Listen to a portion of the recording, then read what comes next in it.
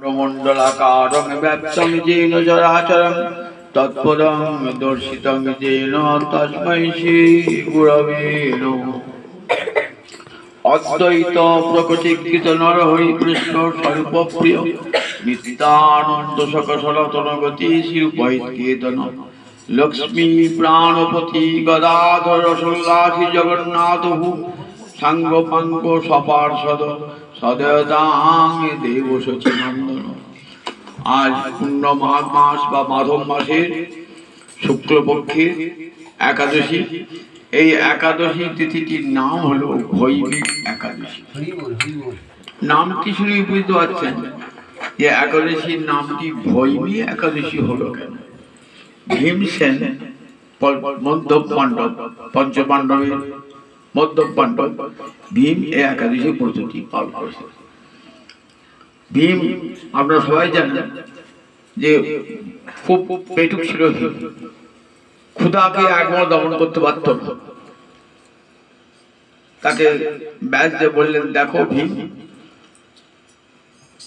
মাসে দুটি করে বছরে 26টি একাদশী ব্রত পালন করার প্রতিটি মানুষের কর্তব্য করে নিতে, এটাই তপস্যা। মানব জন্ম ধারণ করেছো, এই মানব জন্মকে সার্থক করার একটা পথ হলো দেখো একাদশী ব্রত পালন করা। একাদশী ব্রত 4 যুগেই আছে, সত্য ত্রেতা দাপর করি সব যুগেই আছে। আমরা একটি বৈদিক ব্রত, সেই ব্রতটি করো, মঙ্গল হবে, কল্যাণ হবে।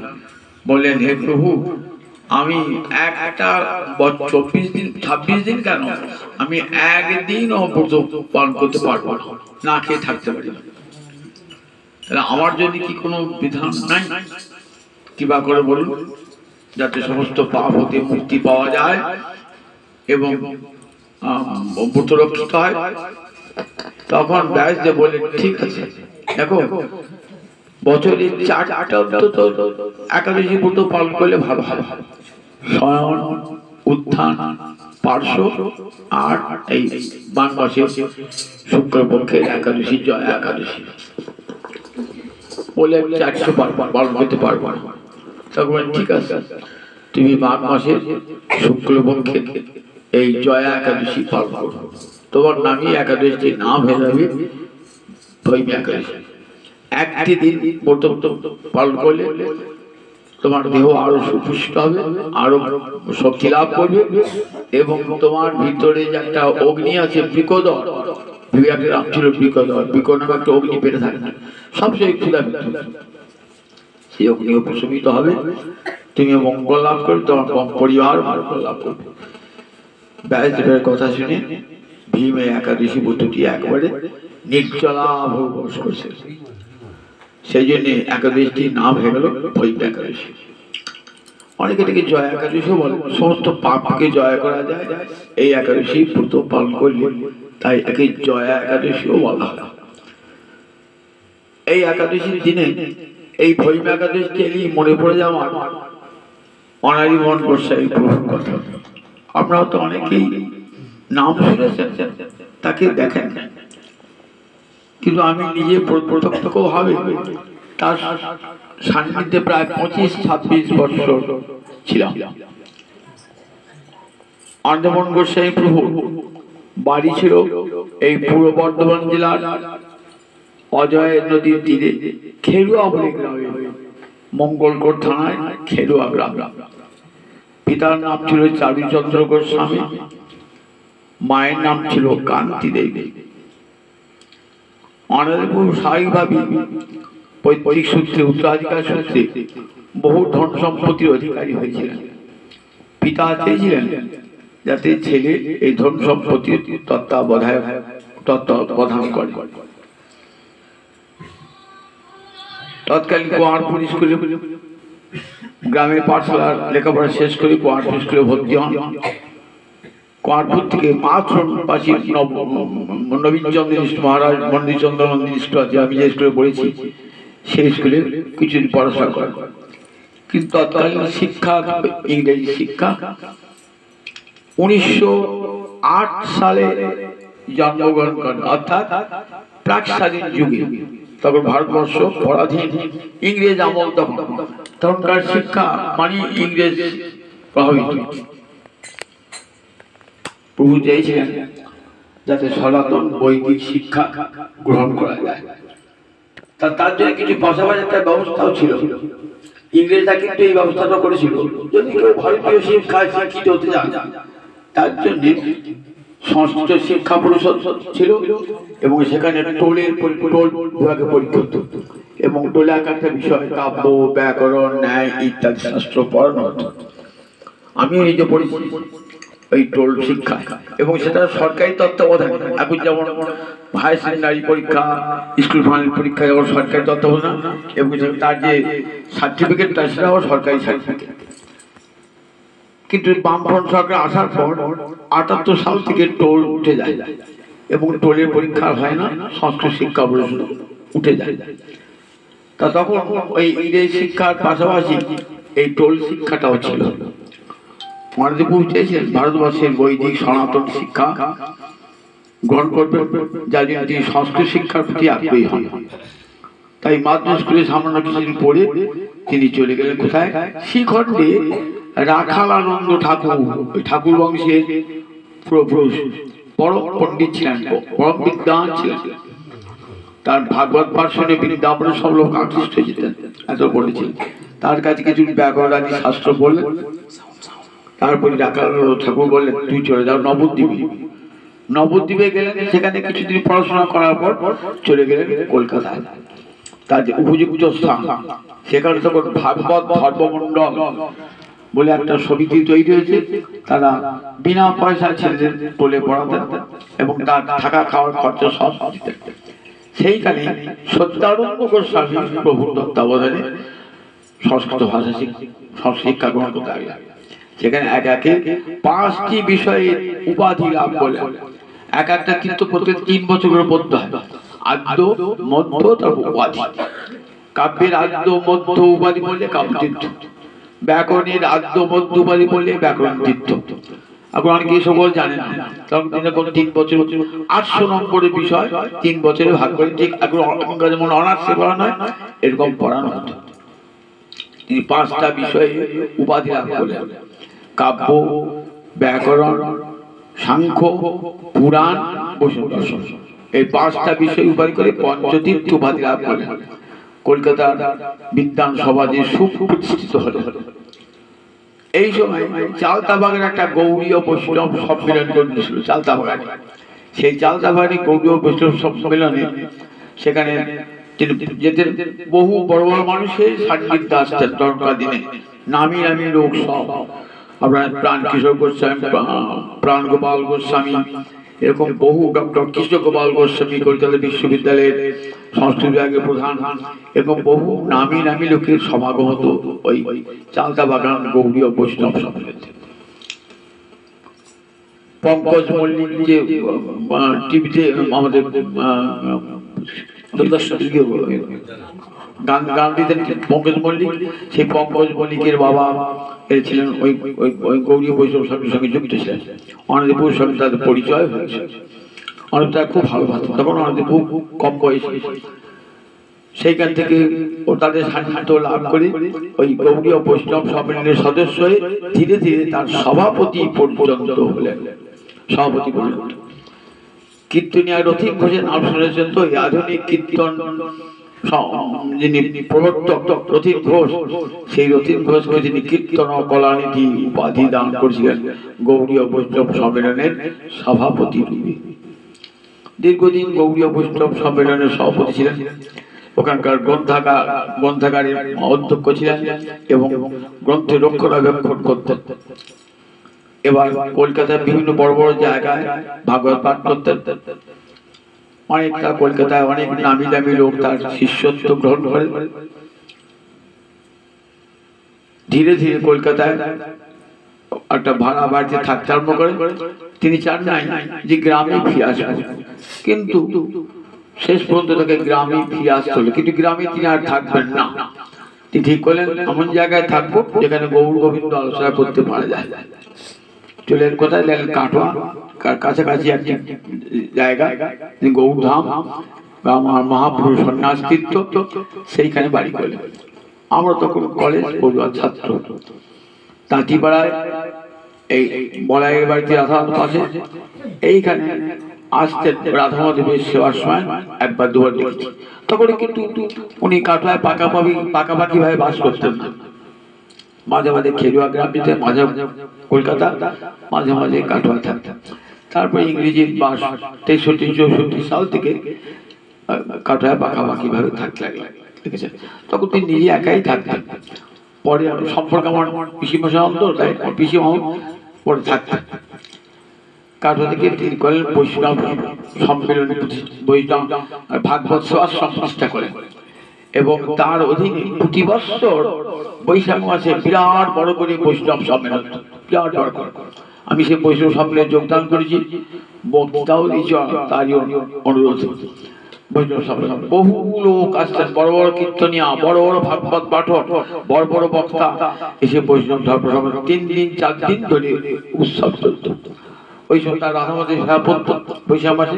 ওই সেবার সময়তে মারওয়াড়িদের মিলটার ওইখানে বড় সভা হতো। আমি সেই সভায় বহুবার যোগদান করেছি। তারপরে আমি যখন কলেজ লাইফ পড়তে, যখন সংস্কৃত অনার্স দিয়ে পড়ছি, তখনই তার সঙ্গে আমার যোগাযোগ হয় এবং আমি তার কাছে প্রতিনিয়ত যেতে আরম্ভ করি।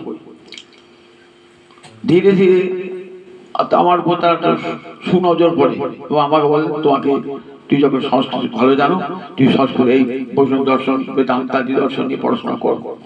আমি তখন কলেজে সেগুলো নিয়ে পড়াশোনা করছি। ওনার কাছ থেকে আরো সান্নিধ্য লাভ করলাম এবং ধীরে ধীরে যখন বর্ধমান বিশ্ববিদ্যালয়ে পড়ি, তখনও তিনি তার সাহায্য আমি অনেক ভাবে পেয়েছিলাম।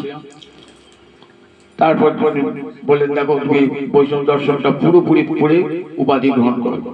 তারই অধীনে বৈষ্ণব দর্শনটি পড়ে আমি বৈষ্ণব দর্শনে উপাধি লাভ করলাম। আমাকে এক পুত্র সেনে ভালোবাসতেন। আমি তার কাছে প্রায় 25 বছর তার সান্নিধ্যে ছিলাম। তিনি আমার বিদ্যাগুরু, আমার শিক্ষাগুরু, আমার জীবনের পথ প্রদর্শক। বহু মানুষকে পথ দেখিয়েছেন তিনি। মানুষ হিসাবে এত ভক্তির সঙ্গে সাধারণত পাণ্ডিত্যের যোগ খুব কম দেখা যায়। পণ্ডিত ভক্ত হন না, আর ভক্ত পণ্ডিত হন না, কিন্তু পাণ্ডিত্যের সঙ্গে ভক্তির অপূর্ব মণিকাঞ্চন যোগ তার জন্য ঘটছিল। এত বড় পণ্ডিত, এত বড় জ্ঞানী হওয়া সত্ত্বেও অন্তরটা বিনয়ে ভরা। একটি ছোট ছোট শিশু বালক তাকে সম্মান দান করত। কারো কাছে জাতি ধর্ম নির্বিশেষে প্রত্যেকের প্রতি এত ভালো ব্যবহার, যথোচিত বৈষ্ণবের যে গুণ করে দেখি না, তিনাদপি শুনিয়েছেন তরুণী বসে না, সেই গুণগুলি তার নিজের মধ্যে পরিস্ফুটিত হয়ে বসে। কাউ কিছু আত্মপ্রচার চাইতেন না। ওই থাকতেন ওই ঘোষাতে কোনো জায়গায় কোনো সভা সমিতিতে যোগদান করা কোনোদিন দেখি নাই। আমরা জোর করে নিয়ে গেলে যেতে। মহাপুর 500 বর্ষ পূর্তির সময় আমরা জোর করি নিয়ে গেলাম, সভাপতি করলাম, বক্তৃতা দিলাম। নিজের বাড়িতে তিনি করলেন মহাপুর 500 বর্ষ পূর্তি। সেখানে সংস্কৃত ভাষার বামফ্রন্ট সরকার সংস্কৃত ভাষা তুলে দিয়েছেন বলে তার প্রতিবাদ সভাও করলেন ওখানে। আমরা সেই সভায় ছিলাম। যতদিন কাটোয়ায় ছিলেন, কাটোয়া মানুষের একটা গৌরব ছিল, কাটোয়া মানুষের গৌরব। 1990 সালে এই ভৈমী একাদশী তিথিতে, ভৈমী একাদশী তার মহাপ্রাণ ঘটল। সেই সঙ্গে একটা যুগেরও অবসান ঘটে গেল। কাটোয়া একটা বড় মাপের মানুষকে হারালো, যার নাম শুধু কাটোয়া নয়, কাটোয়া, নবদ্বীপ, কলকাতা, বৃন্দাবন সর্বত্র বহু গ্রন্থ রচনা করেছেন। বেণুগীতা তার প্রথম গ্রন্থ। এই বেণুগীতা বেরোবার সঙ্গে সঙ্গে তার খুব নাম হয়ে যায়। ভাগবতের বেণুগীতা অংশটিকে কবিতার পায়ের ছন্দে অনুবাদ করে তিনি বেণুগীতা বলে এই গ্রন্থ প্রকাশ করেছিলেন। তারপরে সাধন সংকেত, তারপর আনন্দ বৃন্দাবন চম্পুর কিছু অংশ, এমনি করে আরো চৈতন্য চন্দ্রামৃতম এর বঙ্গানুবাদ, কঠিন গ্রন্থ, তার বঙ্গানুবাদ ছিল না, তিনি তার বঙ্গানুবাদ করলেন। এরকম আরো অনেক গ্রন্থ রচনা করে আমাদের বৈষ্ণব জগতের মহা উপকার সাধন করেছে। আজ এই দিনটিতে তার প্রয়াণ দিবস আমরা সশস্ত্র চিত্তে সেই মহামান্য ব্যক্তিকে প্রণাম জানাই, শ্রদ্ধা জানাই, শ্রদ্ধা জানিয়ে একাদশী হরিবাসর শুরু করি। জয় নিতাই, জয় নিতাই, জয় হরিবাসরে হরি কীর্তন বিধান, হরিবাসরে হরি কীর্তন বিধান, আজি কইলা এই বিধান,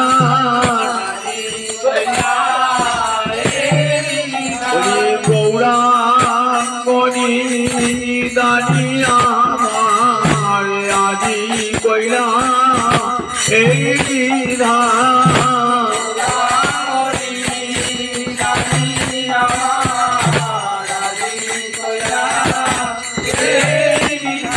হরি নাম মহৌষধি আজি কইলা এই বিধান, নাম মহৌষধি আজি কইলা বলি হত জীবের হারি, হরি নাম মহৌষধি,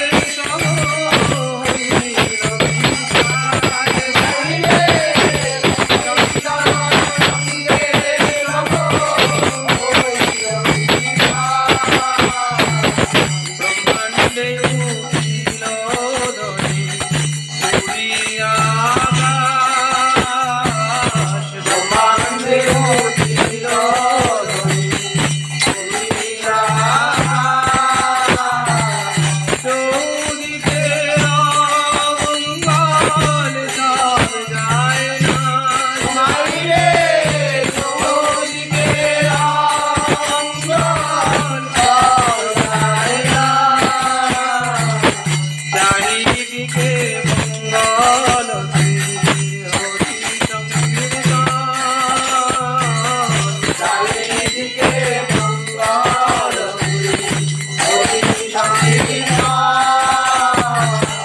মাঝে নাচে জগন্নাথ মিত্রের নন্দন ভাই রে মাঝে নাচে জগন্নাথ মিত্রের নন্দন নাচে আমার গৌর নাচে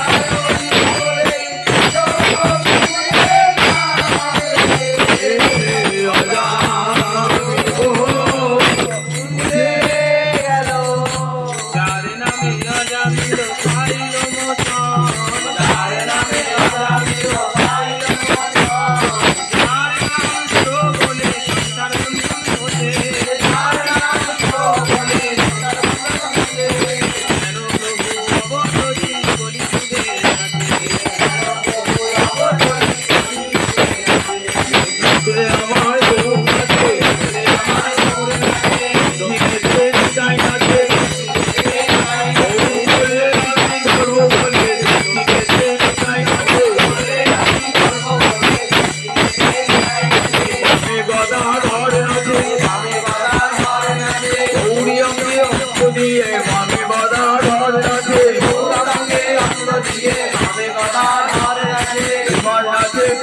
পিছে বাজনাতে পিছে পিছে মুখে অদ্বৈত নাথে মুখে অদ্বৈত নাথে গৌরীকে এনেছিল গৌরীকে এনেছিল গঙ্গা জল লসি দিয়ে গৌরীকে এনেছিল গঙ্গা জল লসি দিয়ে গৌরীকে এনেছিল দিব্য হরি বলাইতে গৌরীকে এনেছিল হরি বলাইতে গৌরীকে এনেছিল গঙ্গা জল লসি দিয়ে গৌরীকে এনেছিল গঙ্গা জল লসি দিয়ে গৌরীকে এনেছিল শান্তিপুরের ঘাটে বসে গৌরীকে এনেছিল শান্তিপুরের ঘাটে বসে গৌরীকে এনেছিল আর প্রাণ কৃষ্ণ এসো বলে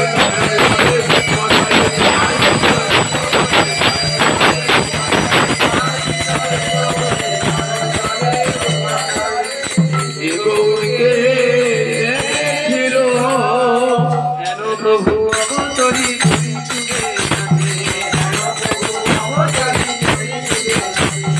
তার নাম লইয়া শুভ নারদ বেড়ায় তার নাম লইয়া শুভ নারদ বেড়ায় সহস্র বদন প্রভু তার গুণ গায় সহস্র বদন প্রভু তার গুণ গায় সর্ব মহাপ্রিয় চিত্ত যে প্রভুর নাম সর্ব মহাপ্রিয় চিত্ত যে প্রভুর নাম প্রভু না চায় দেখে কত ভাগ্যবান প্রভু না চায় দেখে কত ভাগ্যবান আনন্দে আছেন মহাপ্রভু আনন্দে আছেন মহাপ্রভু চরণের সন্নিধি মনোহর চরণের সন্নিধি মনোহর ভাবিতে মালা নাহি রহরে গলা ভাবিতে মালা নাহি রহরে গলা ভাবিতে মালা নাহি রহরে গলা ভাবিতে মালা নাহি রহরে গলা